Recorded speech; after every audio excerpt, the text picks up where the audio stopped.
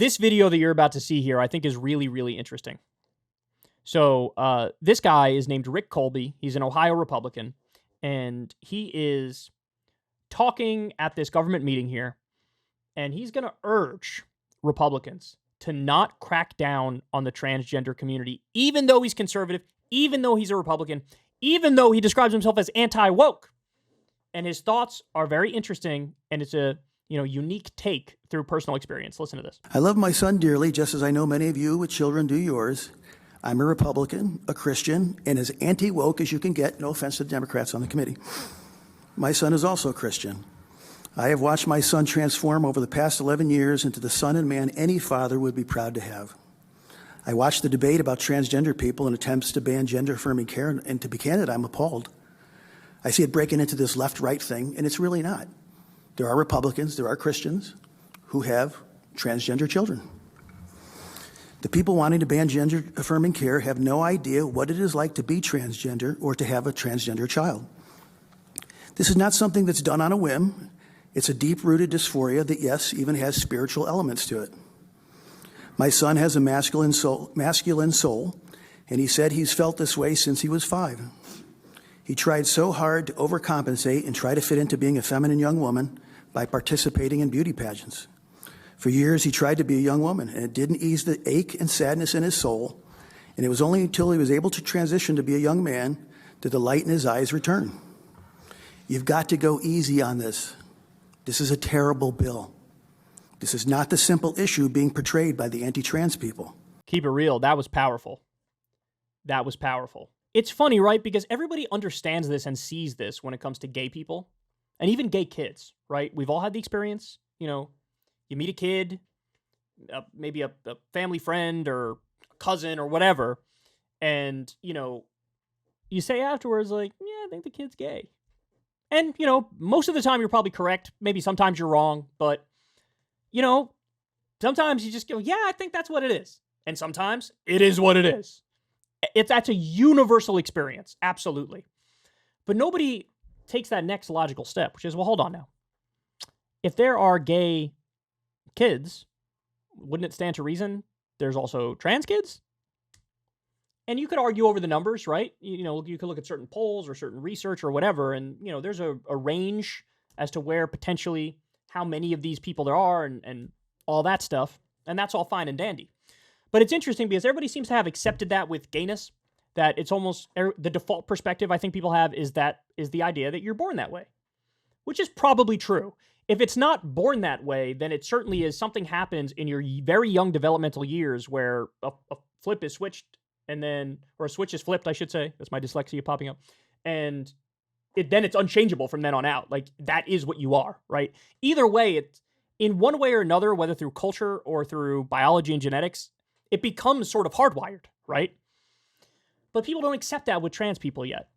And that is super curious to me. And here you have a guy, a conservative Republican, by his own admission, quote, anti-woke, who's like, I'm still okay with trans people, and I have a trans kid, and I love him. I also want to echo his argument on, the root of it, right? That this is a real thing. This is a real phenomenon. And he talks about how my son has dysphoria. So no matter what he tried to do, he knew he was a he, even though he was born a she. He calls it, a male soul. I don't necessarily believe in a soul, but it's certainly a male brain. That's how I would look at it. I think eventually we'll find some sort of DNA or gene that proves that trans people are real, right? There's so much evidence to that effect. And the crusade from the right going after this community is just unacceptable. Look, I understand. There are experts who have disagreement around at what age do you intervene and how far do you go when you do intervene. There's reasonable debate and discussion around that, of course. But the idea that it's not real or the idea that it's all a fad, right? It's just not true. Look, I will grant you that people who play with gender identity or whatever, but in no way, shape, or form would they ever want to do any sort of surgical intervention or any kind of surgery or whatever. Yeah, I'm sure there's some percentage where they do hop on a fad, but they'll grow out of it, right? And those are not the people who are doing the surgeries, right? But again, with the overwhelming majority of cases, it's not a fad. it's real as a heart attack. And further evidence to that effect is the detransition rates are super low. I've seen numbers as low as 1%. The highest I've ever seen is 12%, which means even in a worst case scenario, 88% of people who go down this path go, I got it right. So respect to this guy, man. And it does lend quite a bit of credence when you have a conservative, Republican, self-described anti-woke. Now, some of you might be watching this going, well, hold on now. He can't say he's anti-woke if then he's pro-trans. But look, under the definition of woke that I think is the most reasonable definition of woke, I actually think it's possible. Of course it's possible. Wokeness, from my perspective, I define it as authoritarianism in defense of perceived social justice. That's how I view it. The positive definition of woke is like just alert to injustice, right? That's the way that some people use it. That's certainly the way it used to be used when it first came out. And then the newer version of it, the negative connotation view of it is authoritarianism in defense of perceived social justice. So that's like, I need to ban this far-right conservative speaker because they're going to say things that are so terrible and so damaging that it's better if they don't speak. So now I will be authoritarian to get rid of this bad thing. Like, that would be woke, right? And he could fit into that definition of anti-woke. That he could just be like, yeah, I don't like banning conservative speakers. I believe in free speech or whatever. But, I'm anti-woke, but I'm not anti-gay, I'm not anti-trans, etc. And that seems to be where he is. So again, much credit to this guy. I think this is actually very powerful to have somebody who is not in lockstep with left-wing views or liberal views coming out there and making this point, because it really humanizes the situation, which is what we need, right? This is what we need, to humanize the situation. You can't view trans people as this nefarious other or this fake thing that doesn't exist, or these people who are trying to forcibly change the way your kids view themselves. What he's describing is this is a person, this is an individual, this is a human who is struggling deeply, is addressing the source of those struggles, is fixing it, and the way they do that is gender-affirming care. The way they do that is being trans, and there's nothing wrong with that. Nobody's getting hurt. It's called freedom, and it's called somebody living as their true selves. Very powerful argument. Very good points. And I hope this lands with some people. I really do. All right, guys. That's all I got for you. I love y'all very much. Thank you, as always, for listening to me babble. You know the drill. You know the deal. You know all the shameless plugs. I think you should repeat them with me as I say them.